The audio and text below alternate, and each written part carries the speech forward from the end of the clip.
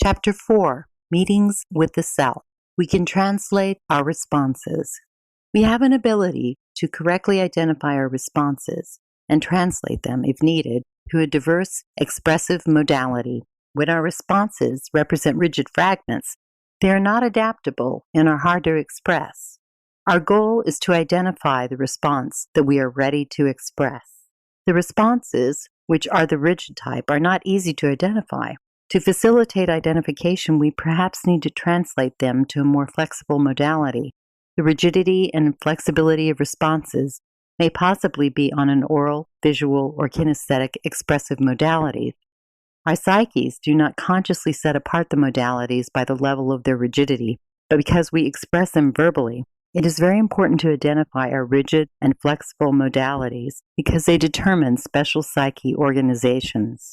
The capacity to understand stimuli is part of our response-forming processor. To verbalize the experience, we rely on the subconscious use of the universal translator. The universal translator is an interpreter of our responses from dissimilar modalities to verbal expressions. We all have psyche organization that includes the flexible and rigid modalities, as well as fragments on diverse modalities. Plasticity is the most important part of the psyche structure, the internal conflict causing the splitting of the psyche on rigid fragments. In other words, the psyche acts like the library of responses on distinctive stimulations. We are able to distinguish from our visual, oral, and kinesthetic modalities which one is currently domineering in our psyche. The ability to identify and correctly translate our responses to the most flexible modality is a sign of the ego's strength. The professor of engineering responds in an alternative way compared to someone else with a different domineering modality. His identity relies on the domineering visual part of his psyche, which responds flexibly on visual stimulations. He is also an athlete and a sexually active man with a well-developed kinesthetic response. As someone who loves poetry, he develops oral parts as well. His oral and kinesthetic modalities produce rigid responses, and he has an ability to translate them to more flexible manners. Just like our professor of engineering, distinctive individuals have diverse styles of responses. In the perfect situation, all those expressions are harmonious and flexible, but when the identity has many internal conflicts, it falls apart on fixated fragments. The professor's sexual preferences are not part of his visual expressions that distinguish him in engineering. Nevertheless, they are important in his everyday interactions. It is important that the professor's choices in music, which vary from classical to electronic, create an especially nice aspect of his psyche. His behavior becomes unpredictable when his rigid fragments take over his psyche without his conscious awareness. One story about the professor of engineering was that he was madly in love with a student in his class, a young brunette with glasses who was not a very good student. She listened to the professor, and it appeared that she was completely consumed by his knowledge. The naive professor possibly was not able to understand that a young student was playing him. Another story was that deeply in the professor's heart was an enthusiastic composer, and he dreamed that he would resign from his engineering, give up all his engineering books, and pursue a musical publication. Those stories reveal that the professor's psyche is not strongly resisting attempts of takeover by the fragments on various modalities. His fragments of sexual needs are connected with a kinesthetic type of expression. His engineering skills are visual, and his dreams of music are oral. To avoid a crack, he needs to identify the rigid fragments and what type of expressions they represent, and then he can translate them to a flexible style of expression. The professor's identity is built on a visual modality, and he needs to translate the oral and kinesthetic responses to visual. Then he will be able to see, feel, and hear. The damaged psyche is splitting. The psyche can be damaged by internal conflicts or by external pressure. As a result, the psyche splits on fragments with diverse levels of association and disassociation. Some psyches have a loose association. The mild damage occurs as a result of splitting caused by non-hostile disagreements. Moderate damage is a result of hostile confrontations like divorce, custody disputes, and natural death of the family members. The psyche may even have severe damages that deform the whole structure. Severe damage can be the result of post-traumatic stress, seeing a violent death, mental illness, and disassociations. Damaged psyches maintain loose association between fragments. Nevertheless, those psyches are poles apart from the psyche with multiple personalities, which have several completely disassociated and dissimilar egos. The diverse egos and multiple personalities split on fragments that fight to take over the psyche. Contrary to multiple personalities, the loose associated fragments do not have a notion of lost time, but they do suffer from the feeling of uncertainty and confusion. When dissimilar fragments take over our psyche, they change our behavior. The sudden changes are involuntary, and without conscious decision, we are not even aware that we were the objects of the ego's changes and fragmentation. Consciously, we do not know what fragment is taking over our psyche, but we feel confusion about others in our surroundings. When we fragment, our identity is very unstable. Other people have the complex task to understand what we need and what to expect from us. We have the task to incorporate the diverse fragments to one identity and to build a stable psyche. We need to solidify our psyche in order to have stable associations. It is very important to identify fragments that are involved in hostility and feuds. We create a big turmoil by our inability to maintain a stable identity. With an unstable identity, our task is to interact with others is very tricky because of the internal disarray. We have a hard time maintaining feelings of self-esteem and self-worth. We are unsure of who we are and how to react in distinctive situations. The unpredictability of our actions and our unexpected behavior creates feelings of fear and uncertainty. If our identity is shaky and unstable, we may be exhausted by an assignment that we are not able to accomplish. A life with an undeveloped identity is similar to the life of a caterpillar that will never become a butterfly. All his existence, the caterpillar is not able to fly and does not have the forms and colors of the butterfly that we admire. With a fragmented psyche, we do not know much about the self. We are aware that we are at the mercy of some power forces, and we often feel possessed. We do not know that we are dealing with the forces of splitting. Fragments with distinctive levels of association and disassociation cause our discomfort. We might be able to correct wrong responses. Our psyche is organized in a way that we have the ability to correct wrong responses. By using the universal translator, we translate responses to dissimilar manners of expression. If our stimulations cannot produce correct responses in one form, then we use other available styles. Sometimes we correctly respond in a dissimilar mode of expression to visual, oral, and kinesthetic triggers. However, when our psyche endures the severe trauma, we cannot process the stimulations correctly. Our rigid fragments constantly act as the trauma reoccurs. We release brain chemicals that are not congruent to the stimulations, and we disassociate from events comparable in stimulation. Our psyche overacts or produces an insufficient response. When the stimulations reach our damaged substructure, we get confused and we do not feel that we understand the others. It seems that others do not appreciate us. After traumatic events that cause the disassociation, our psyche can split from the other associations.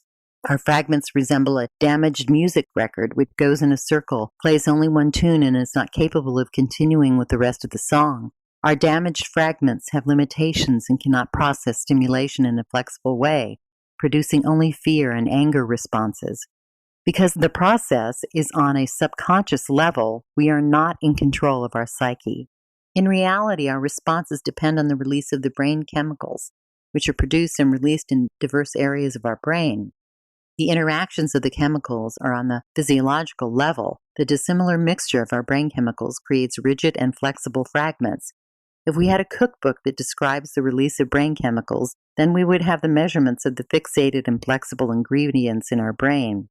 To be in control of our psyche, we bring interactions of our fragments to the conscious level. By bringing the unconscious process to the conscious level, we learn about the incongruence of our responses and are aware that our heredity also plays a very important role. It seems that our genetics plays a part in our stability and in the speedy recuperation from damage. Some psyches have the ability to recuperate and regroup faster after trauma, but for others, trauma is very painful and rehabilitation takes a long time. Nevertheless, our psyche has some ability to correct abnormal responses. We have an important ability to choose the manner of responses. By connecting the stimulations to the responses, the psyche processes the information on distinctive styles. Our fragments are associated with oral, visual, or kinesthetic expressions, and in many instances, the stimulations that belong to one particular approach trigger the same type of responses. When we have kinesthetic stimulations, our reactions are kinesthetic, but when we yell and make faces, then our quick responses are visual and oral. We cannot adequately respond to the stimulations because we only have the one way of reacting to dissimilar stimulations. The capacity to understand stimuli is part of our response-forming processor. To verbalize the experience, we rely on the subconscious use of a universal translator. The universal translator is an interpreter of our responses from dissimilar modalities to verbal expressions. We all have psyche organization that includes the flexible and rigid modalities, as well as fragments on diverse modalities. Plasticity is the most important part of the psyche structure. The internal conflict causes the splitting of the psyche on rigid fragments. In other words, the psyche acts like a library of responses on distinctive stimulations. We are able to distinguish from our verbal, oral, visual, and kinesthetic modalities, which is one currently dominating in our psyche. The ability to identify and correctly translate our responses is the most flexible modality and the sign of an ego strength. The professor of engineering responds in an alternative way compared to someone else with a different domineering modality. His identity relies on the domineering visual part of his psyche, which responds flexibly on visual stimulation. Our rigid responses include facial expressions, distinctive sounds, and angry gestures. We are connected to the universal translator, and all our responses become verbal. By using the universal translator, we are able to modify our responses and make them less rigid. To achieve our goal is to have a flexible response. We use our diverse styles of expression because the psyche provides us with many comparable responses. When the stimulations trigger the flexible responses, we are in control. To correct the damaged fragment that produces a rigid response, we can replace this rigid fragment with a flexible one on a different modality by using the more comparable types of expression to produce a distinct response. Plasticity is one of the most important characteristics. Plasticity is a very important characteristic of our psyche. The plasticity of our brain is represented by distinctive manifestations. When we look forward to changes, then the plasticity of our psyche is revealed. When we have enough plasticity to alter the biochemistry in our brain, the psyche is not rigid. The one method of analysis of the psyche is strictly physiological. We understand the difficulty of learning physiology and the paths of the brain chemicals. Without extended knowledge and sophisticated equipment, we are not able to use this method. The other method is psychological, and we can perhaps evaluate the psyche through our observation. We understand that the most important characteristic of plasticity is our mechanism to control with stress and our desire to be successful. We analyze how to make the right decisions and how to act under pressure. The presence of plasticity is observed when the brain successfully deals with stress, correctly assesses the situation, and finds the best solution. The characteristic of the brain that is opposite to plasticity is a precursor of rigidity. The warning of rigidity can be observed when we act paralyzed by stress and do not have the ability to find the correct solution. One of the outcomes of our trauma is inflexibility and the release of brain chemicals, which creates a chemical imbalance. The disproportional discharge of the brain's chemicals causes confusion and stress. Some of us are very thoughtful and help others with priceless advice, but we love those qualities when we solve our own. Some of us are very thoughtful and help others with priceless advice, but we lose those qualities when we solve our own problems. This is a warning of rigidity caused by stress, which makes us act paralyzed when we face our own problems. Our life changes usually go together with stress, and we are fearful of these changes. The feelings of fearfulness are formed by the expectation of discomfort even after a minor change. Our negativity is an indicator of low adaptability and a lack of plasticity, which are triggered by an anticipation of the worst. Everyone has at least some stress. The charges for dealing with the diverse stages of life, deteriorating health, marriage, children, and more are often very costly. The anxiety and fears cause a splitting in our psyche, and the lack of adaptability deprives us from environmental support. Resistance to the change creates fixated fragments, causes the strenuous pressure on our brain, and prevents the release of congruent brain chemicals. Our painful sensitivity to stress is a precursor to deficiency in coping ability. Fearfulness and discomfort are indications of rigidity in the releasing of brain chemicals. The psychological side of inflexibility appears when we are reluctant to accept challenge and display abnormal behaviors such as avoidance, anger, discomfort, and irritability. It is very important to develop plasticity of our fragment because plasticity is the most desirable characteristic of our psyche. We assume that our plasticity on the biochemical and psychological levels is present when our brain chemistry can easily regroup and our responses are congruent to stimulations. Our plasticity is present when we feel adequate. The level of abnormality in our responses. The abnormality of our responses may perhaps be estimated by the severity of splitting. Our psyche has a tendency for both splitting and unification. Our healthy fragments are flexible, exhibiting plasticity and having good coping skills. Our fixated fragments lack flexibility and have a tendency to split and disassociate. The groups of our fragments that together produce our fixated replies are responsible for abnormal responses. Our surrounding environmental conditions are very important to understanding our special characteristics and responses. Our surrounding environmental conditions are very important to understanding our special characteristics and responses. To survive harsh conditions in a stressful environment, our psyche creates more fixated fragments. Even though all fragments have access to the information stored in the memory base, our fixated fragments avoid particular areas, and our memories are selective. Some fragments are very loosely associated and are on the verge of dissociation. Based on hereditary and environmental conditions, our psyche has distinctive levels of stress tolerance.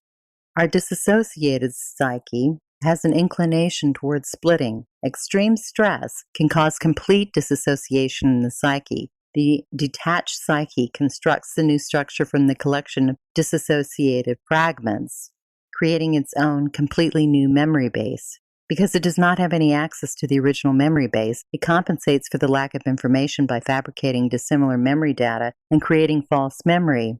Our new structure, which does not have access to the former memory base, is not able to learn from previous information. We make up the fabricated life histories, which are far from our real histories. The new structure presents the fabricated memories, which are not corresponding with bits of preserved images.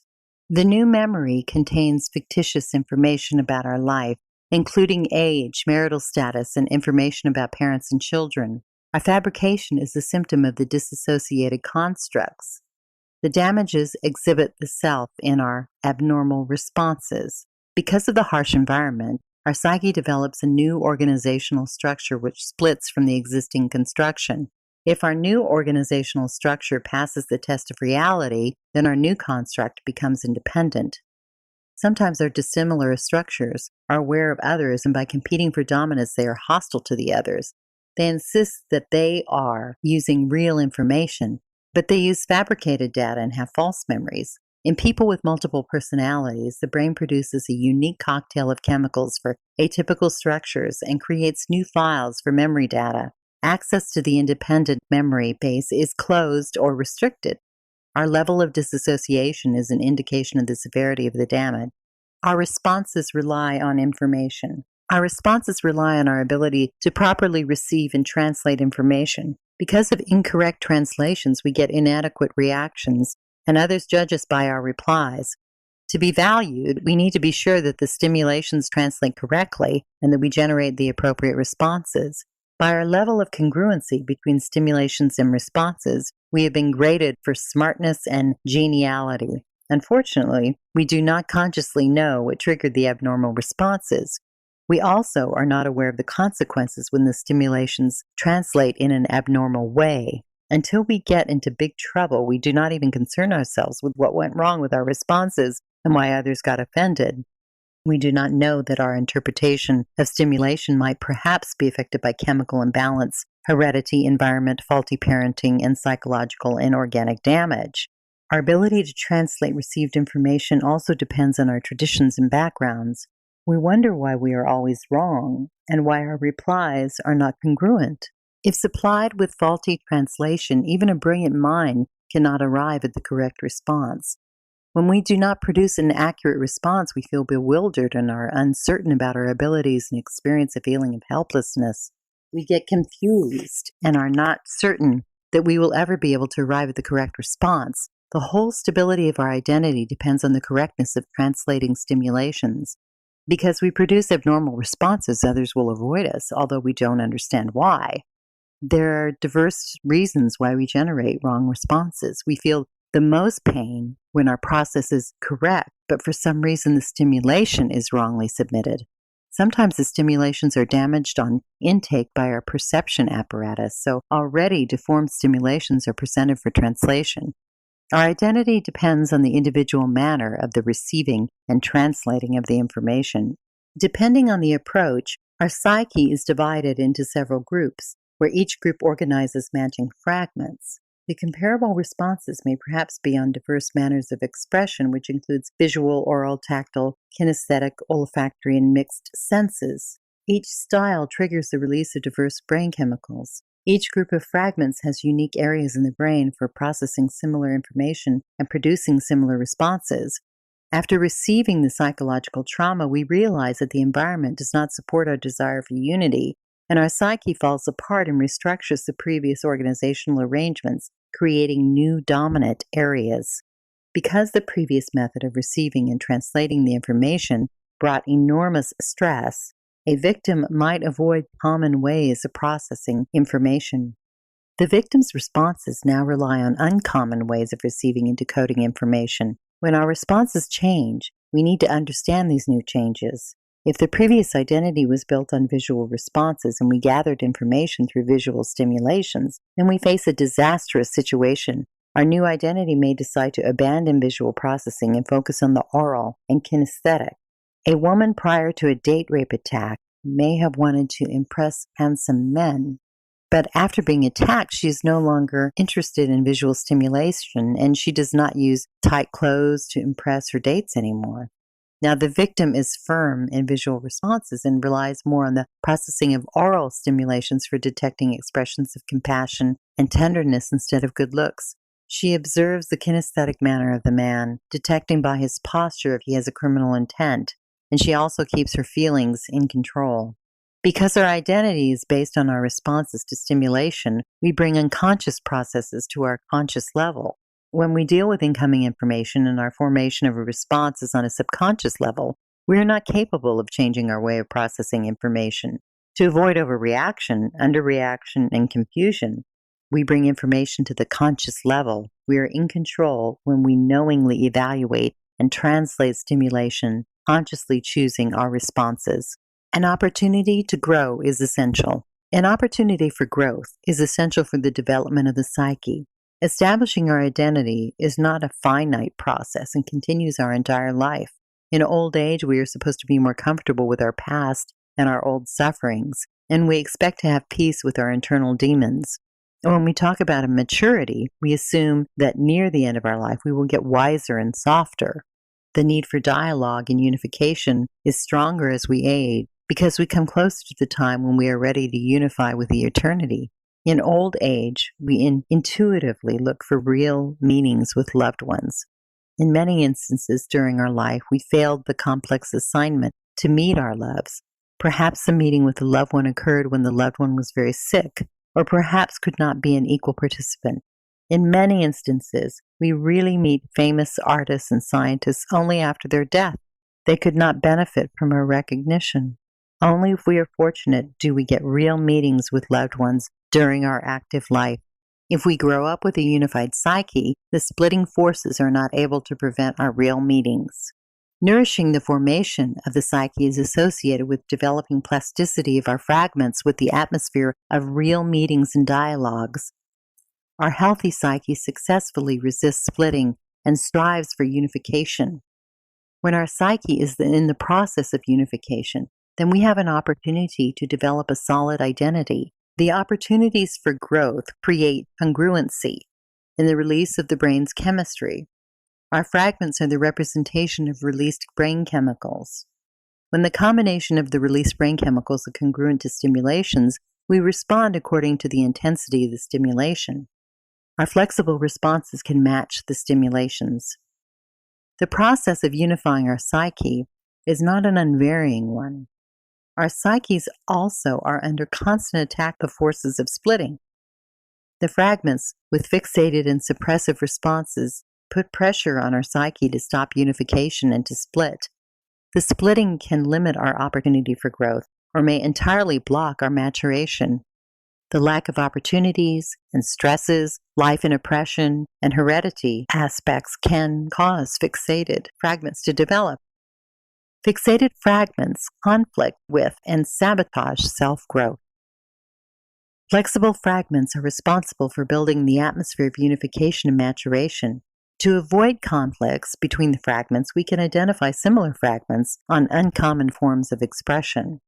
We need to carefully translate the stimulants to different modes of expression and consider how the fragments on various manners of expression would respond.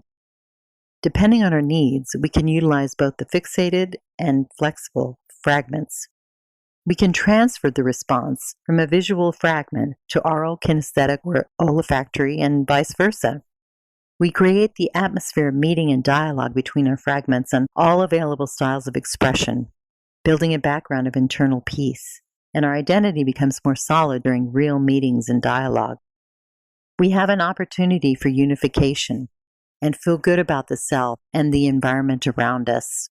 The opportunity for growth is essential to have a solid identity.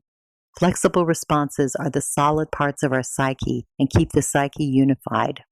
Tolerance to stress is a very important factor. Tolerance to stress levels is a very important factor in the development of a solid identity.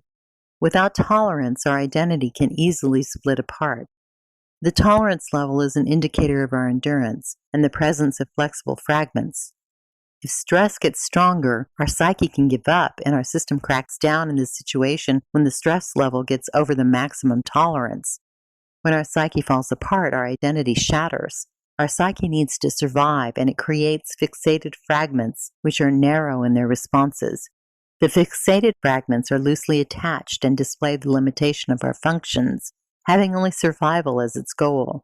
The loss of flexibility is similar to the process of intellectual castration, when we do not have any power to generate unique ideas. Our fixated fragments are restricted and produce specific responses, perhaps not creating anything distinguishing. The fixated responses are very predictable. The splitting is a product of the reorganization of our psyche. It can be a result of real or imagined trauma. The splitting perhaps may be an effort to adjust our psyche to different circumstances. It is an attempt to salvage part of our identity. Frequently, splitting happens when the whole system is in danger of destruction.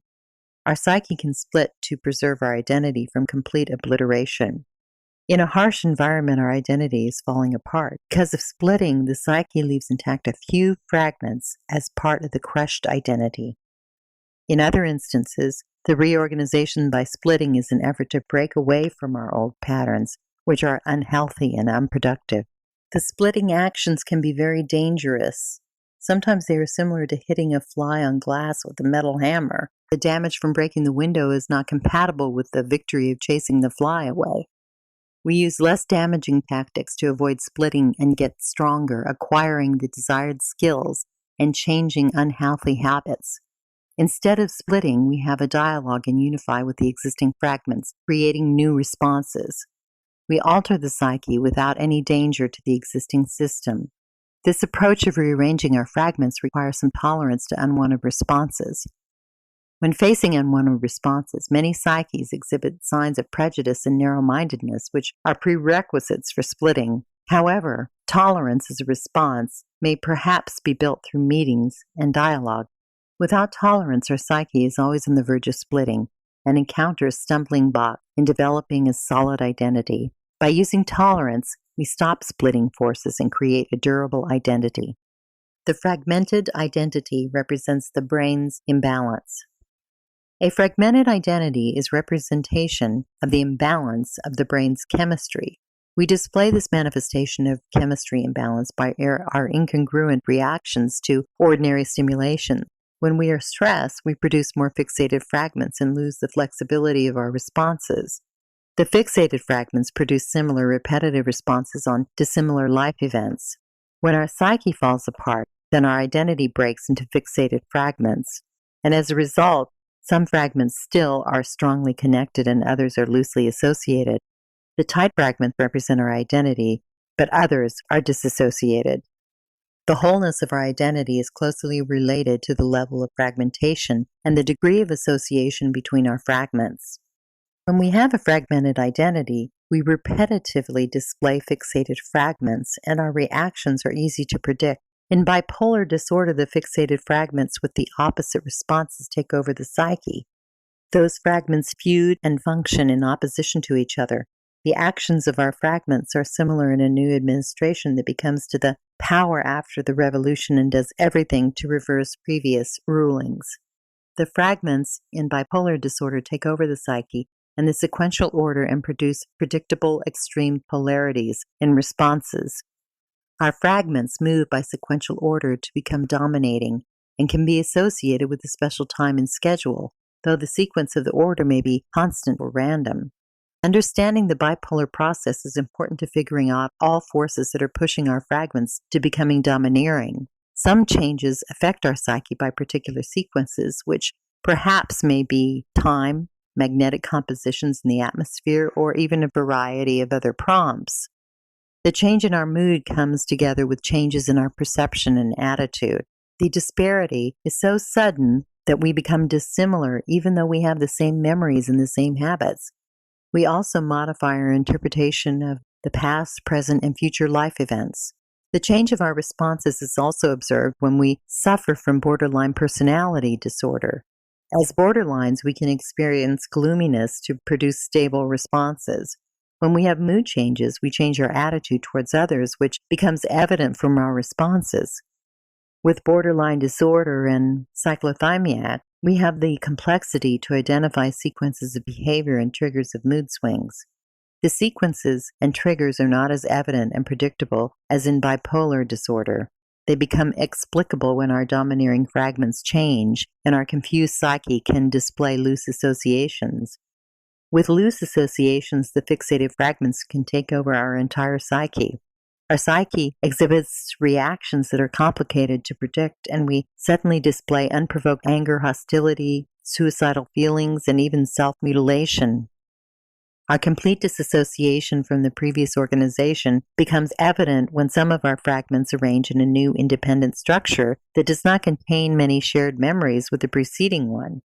The disassociation of our psyche is the result of an escape from the old organization to the new and independent structure. The complete splitting happens when our previous structure is unable to keep our identity unified. In a hostile environment and with the goal of surviving, our psyche needs additional information with a completely new memory. To deal with our disassociated personalities, we want to acknowledge our new identity and find the truth that we do not know the self. Multiple personalities are a result of the splitting and termination of associations. To be aware of different personalities, we need to identify the changes in our structure. We do not know too much about the self and suffer from the animosity. We blame and feud with the unstable personalities that rule over us. Loose fragments are a sign of the brain's imbalanced chemistry. By unifying our fragments, we balance our brain's chemistry and begin to understand the self. The unification of our psyche is a complex process and requires knowledge of some of our fixated fragments. Our whole psyche is built from little blocks. One fragment is only one block of our psyche. To understand the whole structure, we need to identify the building blocks in our psyche. When we deal with the entire psyche, failures in communication arise. In many instances, to help the self to be more successful and in the reconstruction of the psyche, we do not work on the whole psyche but only one block. It is much easier to deal with one of our fragments instead of the whole psyche. Our mental problems, addictions, pains, and difficulties can be treated more effectively when we deal with a single fragment as a substitute of the entire psyche. Some areas of our brains are overused, but others are underdeveloped. The release of the same amount of neurotransmitters on divergent stimulants is a sign of our fixation, and our responses are rigid. Certain areas of our brain receive stimulations in the form of response, and we need to react to the stimulations. With the fragmented identity, we keep a few areas of our brain overused. Other areas are underdeveloped because of low demand. We produce quick and similar responses that are responsible for the feelings of anxiety, fears, and anger. We have tormenting actions and become destructive without any stress-provoking conditions. In this situation, our fixated fragments are activated and we are driven by feelings that represent our incongruent release of brain chemicals, and we have responses from the anxiety-producing areas of our brain. The brain's areas that generate fears and anger are usually overused, but areas with anger control and stress management are usually underdeveloped. The congruent release of our brain chemicals is very important. One can characterize the process of rigidity by the release of an inadequate amount of chemicals during complicated life situations. Our fixated fragments stock our brain with rigidity and limit our brain's ability to have appropriate responses. By level of congruency to our responses to stimuli, our psyche provides us with the analysis of our brain's condition. Chemical imbalances cause our brain to overwork in certain areas. In the meantime, we do not utilize adequately the available resources in other areas. We are confused because our responses are unrelated to stimulations. Our psyche is not a simple one, and when the emotional chains break, we are left in turmoil. We do not understand where our responses come from and are unable to compose ourselves. Our responses can be visual, oral, and kinesthetic. With strange responses, our psyche provides us with explicit information. The responses to stimulations are wrong. They are coming from the correct part of our brain where we expect them to be generated. In a fragmented identity, the fragments are loosely allied with others and are not in agreement. Some of our fragments distort our responses instead of support us. We call those fragments the troublemakers because they also affect the brain. We have great ideas and thoughts, but we have not benefited from our ideas and never see the development of any of our plans. Those disappointments are evidence of the fragments that sabotage us. Our fragments provide views of the variety of areas in our brains. Through our fragments, we can understand what kinds of brain chemicals are released and whether they show plasticity or rigidity. When our psyche has fixed fragments, then when triggered by stimulations, our brain does not release the appropriate chemicals. The split of our psyche leads to a disproportional use of areas of the brain that release the same chemicals for unrelated stimulants. When our fragments have plasticity, the brain properly processes the stimulants and receives the correct responses, which are sent to the appropriate area of our brain. A solid identity is characterized by the chemical process when the brain works in balance. In the appropriate areas, the brain releases the amount of chemicals. Feelings of anxiety and anger perhaps can be appropriate. When we have a sudden and disturbing stimulation, then we delegate the response to the fragment, which releases anxiety-provoking chemicals. The stimulations disturb our balance, and the anxiety response is somehow congruent. This response is a kind of an alarm on unusual stimulations and is very appropriate. If we become anxious without any anxiety-provoking stimulations, however, we should be concerned about our reaction. In an indication that our brain overuses the areas that are associated with anxiety, and our fragments unnecessarily trigger anxiety responses. In an anxiety-driven psyche, the areas of the brain that provide the anxiety responses are overused, and the areas where relaxation responses are produced have been underdeveloped. Rebellious and vicious fragments are the main point of self-analysis. The main point of self-analysis is to identify our rebellious and vicious fragments and bring them to our conscious awareness. We must not overlook our troublemaker fragments, which sabotage all of our efforts to unify and be happy. When we analyze our psyche, we need to be sure that we clearly see these fragments. Otherwise, our analysis may be misleading. Our obscure life and unstable environment affect the normal development of our psyche. The stressful changes during our lifespan can cause splits in our psyche. These changes include tragic losses combined with unpleasant life experiences and the development of rebellious fragments. The rebellious fragments are usually in confrontation with the dominant fragments. In many instances, only after a long self-analysis do we have information to identify our rebellious fragments, which probably will revolt against our existing structure. Our rebellious fragments are not the multiple and disassociated one. They are just loosely associated fragments of the same psyche, and they generate conflict with the main structure. Our rebellious fragments are unstable and create unexpected disturbances. Because of our unstable psychological structure, we feel stressed and confused, and we need effort to understand the self. Our unstable psyche's configuration lowers our self-esteem and is an obstacle in our desire to achieve our goals. Note that our brain stores the information like rings on a tree stump, which shows the presence of hardship during the life of the tree.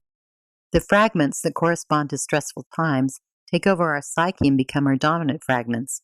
The other fragments are semi-independent blocks of our fragmented psyche and have the capacity to align and separate from our dominating fragments and become rebellious.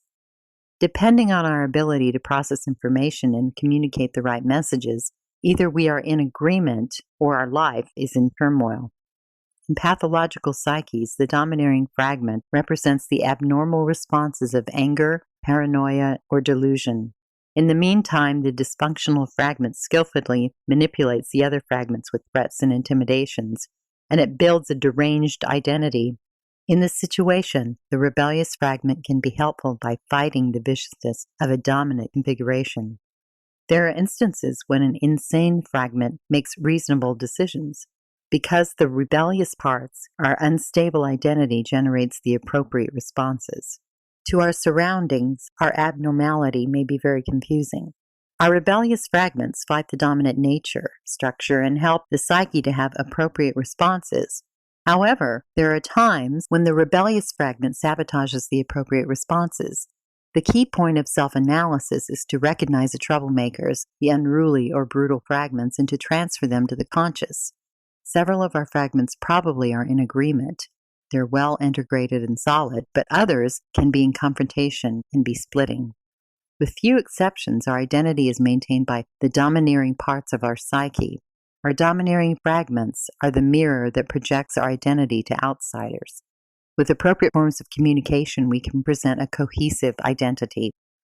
We use rebellious fragments to resist the power of the disordered domineering structure because we have the hurdle of dealing with mental problems. We may assume that we interact with the whole psyche of the mentally disordered, but it is not exactly true. We are in contact only with one area of the psyche, interacting with only one fragment. We leave the other fragments, which may be rebellious, out of our view. When we deal with attention deficit, our fragments sabotage the self. We are not sure if attention deficit is associated with disturbed oral, visual, kinesthetic, olfactory, or rebellious responses to stimulation. When we interact with the kinesthetic-based fragment, we need to be sure that we are not ignoring the oral and visual-based fragments, which have the same problem.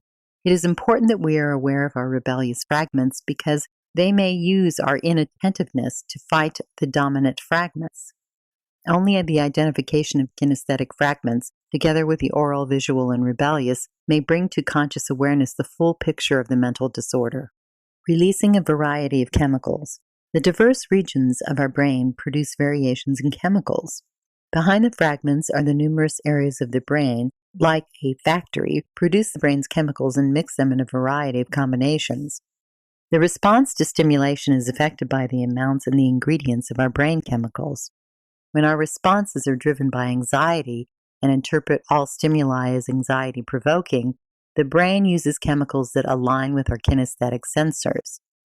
Through different combinations of brain chemicals, our feelings can be characterized by worries and physical discomfort, resembling heart attacks and including shortness of breath and even a choking sensation. The symptoms might include increased heart palpitations, a problem with the vision where static objects appear to be moving, dizziness, a lack of coordination, a sensitivity to the sounds, an expectation of catastrophe, exaggeration, and overreaction to insignificant stimuli. The oral and visual areas of the brain can interpret information as mood suppressors. Some of our fragments are associated with traumatic stress and use combinations of the brain's chemicals that were derived from visual, oral, and kinesthetic areas. The fragments, which exhibit a lack of control over stimulations, offer only a few fixated responses. In some instances, our need for survival commands our psyche, splitting us and making more fragments. Our surviving fragments can be a guard who does not trust anyone and constantly checks if a traumatic event can occur. Unfortunately, the alarm is often falsely activated. Without a threat, we do not need to prepare for stress. Nevertheless, our fragmented identity provides fixated responses as if we are in danger. The destinations of the fixated fragments were set a long time ago. By using the same brain areas, we pick up the chemicals to a response for danger. Our domineering fragments interpret the incoming stimuli as danger and prepare for intrusion. We transport the stimuli to the brain area where the fixated responses form. When our flexible fragments represent the use of the chemicals from diverse areas, unfortunately, the fixated fragments restrict them, and our flexible responses do not form. In a fragmented psyche, the interpretation of atypical events depends on the fragment that dominates at a particular time. The restricted, fixated responses are usually complicated, but may also be simple. When our psyche produces a mainly kinesthetic response, it is connected with obsessive-compulsive behavior, which uses chemicals released by kinesthetic, oral, visual, and some hormonal areas. The fragments which are aligned with paranoia are driven by the brain's chemicals from the visual, oral, and kinesthetic areas as well. The fragment associated with schizophrenia uses a cocktail of the brain's chemicals from hormonal, oral, visual, and kinesthetic areas of the brain. The various areas produce these diverse chemicals. The fragment of schizophrenia is restricted to the area of the brain that produces delusion, and it produces restricted chemicals as well. The solid psyche has a flexible structure, has easy access to any diverse areas of the brain, and has plasticity in releasing chemicals that arrive from any of the brain and accurately matching the stimulations. The solid identity has the ability to generate flexible responses, remembering the diverse amounts and ingredients. Our fragments trigger the release of brain chemicals and have the ability to remember distinctive amounts of the ingredients and where to pick them up again. They also remember where certain chemicals are detected. Our fixated fragments repeat the same emotions because they are unable to change routes to the area where the response is formed. Our fixated fragments memorize the incongruent amounts and generate a release of excessive or inadequate chemicals. They have restricted access to that area and can only get a particular amount of chemicals. In contrast, our flexible fragments get chemicals congruent with the stimulation. They use the flexible recipes in our brain's cocktails and produce adequate responses. The flexible fragments have access to many areas of the brain and use chemicals in accordance with the situation. Fixated fragment can release an excessive amount of chemicals, which is associated with an increase in heart rate and can also result in oral, visual, and kinesthetic stimulation. The word police is an oral stimulation and is packed that includes oral, visual, and kinesthetic pictures of perceived brutality. When anyone yells this word, the brain releases a lot of chemicals and triggers fixated responses, which are responsible for increasing heart rate, tightness of muscles, and the urge to hide. The inadequate amounts of chemicals from the same areas of our brain are associated with feelings of tiredness, numbness of the extremities, and psychosomatic pain. If we suffer from dissociated order, then when the psyche splits into an atypical structure, the connections between stimulations and responses are transferred inaccurately because in the new independent structure, the areas of the brain activate differently. The new formations change the previous combinations of chemicals.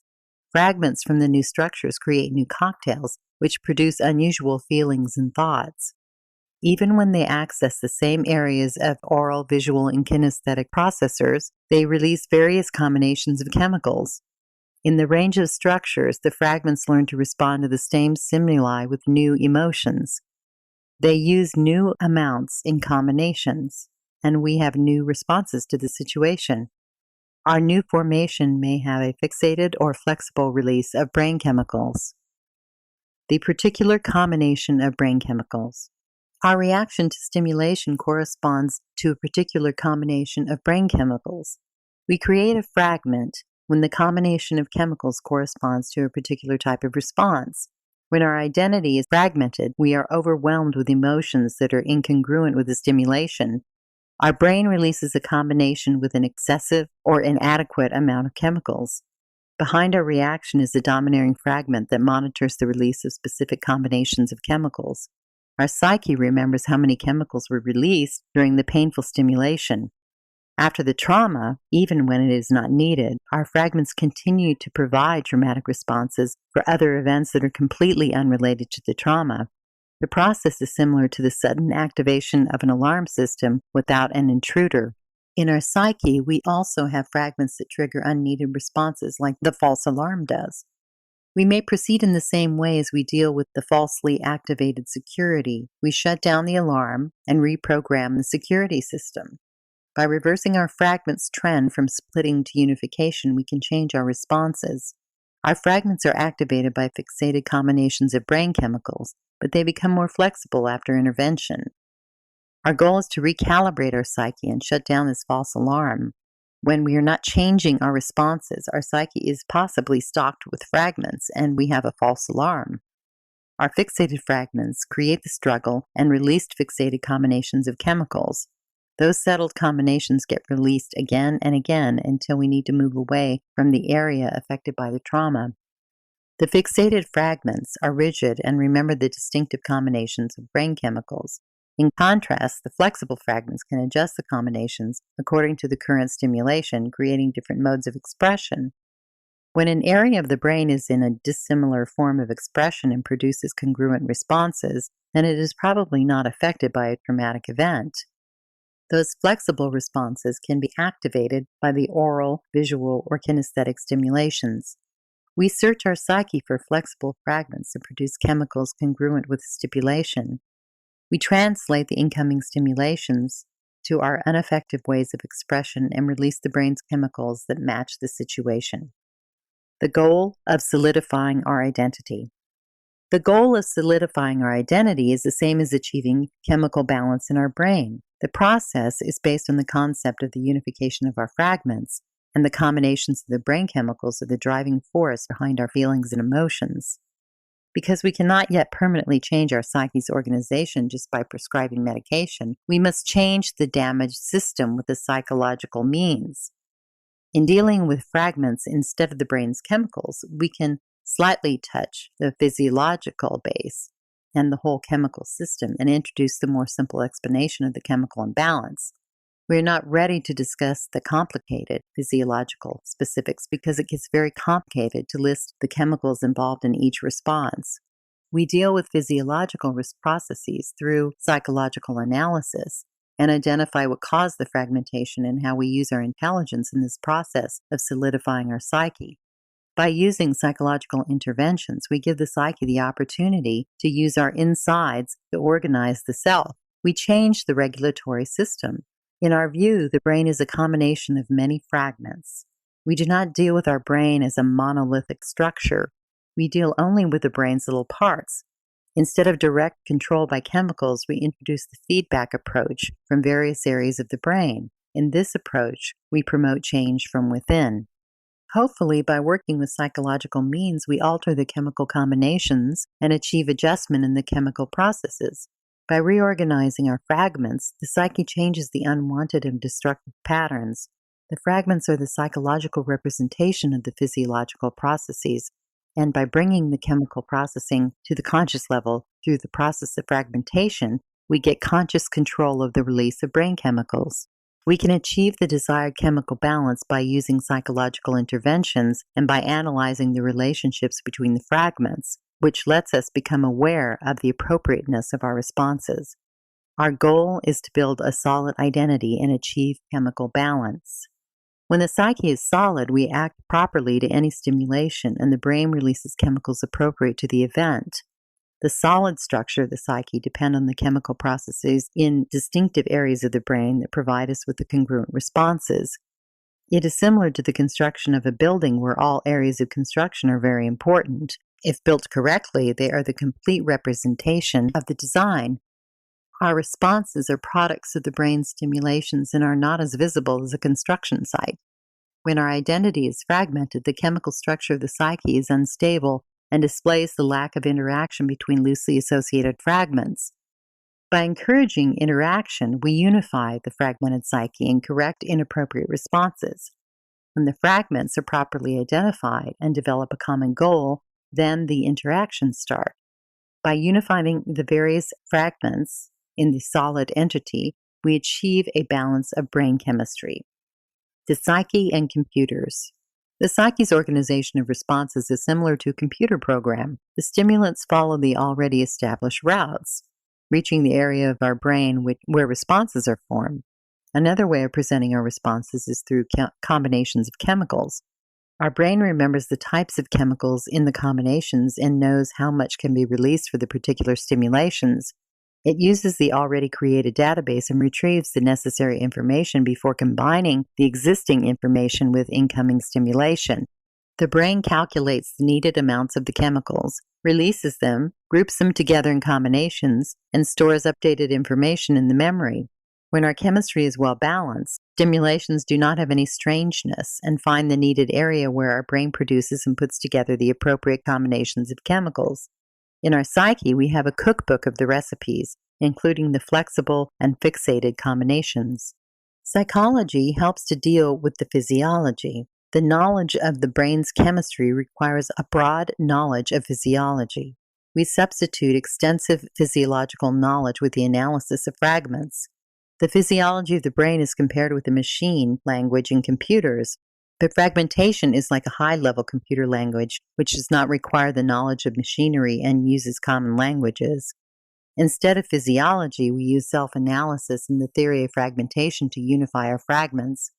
We transform our fixated fragments to be flexible. By analyzing the fragments, we find a way to build a solid psyche. The solid psyche is associated with the release of the appropriate combinations of brain chemicals and is similar to flexible fragments, which produce responses congruent to the stimulations. It may possibly be compared with the well-written computer programs on the perfect database. In computer work, every programmer does not know the machine language. Like computer programs, the calculation of the combination of brain chemicals, which is done on a subconscious level, is precise work because any deviations in the amount of ingredients can totally change the response. We are not aware of the amounts of imbalanced chemistry that the brain is producing, but we do know our fragments become fixated because of psychological traumas and developmental problems. When our psyche is not yet recuperated from a trauma, it continues splitting into rigid responses. Our inappropriate responses are formatted when the atypical stimulations get access to the area of our psyche where normally they are not supposed to be. Because of the distress, our brain produces dissimilar chemicals, which causes our responses to be fixated and our psyche falls apart. As a result of damage from trauma, the fragments provide similar responses to completely different stimulations. The fixated fragments can provide anxious and angry responses to stimulations do not have any intent of provoking those emotions.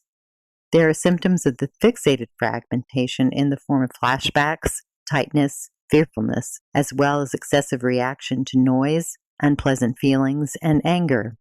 The fixated fragments are similar to a damaged computer outcome, which is not congruent with the inputted data. Our psyche uses the wrong data and does not rely on updates. Instead of flexible doses, it produces fixated amounts of chemicals in the combinations, which causes inappropriate responses to stimuli. The splitting is on the subconscious level, and the release of fixated combinations of chemicals is a response to the glitch in the program. It is nothing major with a computer, but we need a programmer to change the faulty parameters. To fix the trouble with fixated fragments, we need to bring the problem to the conscious level, and then we gain ability to change the faulty program in our psyche and remove the glitch.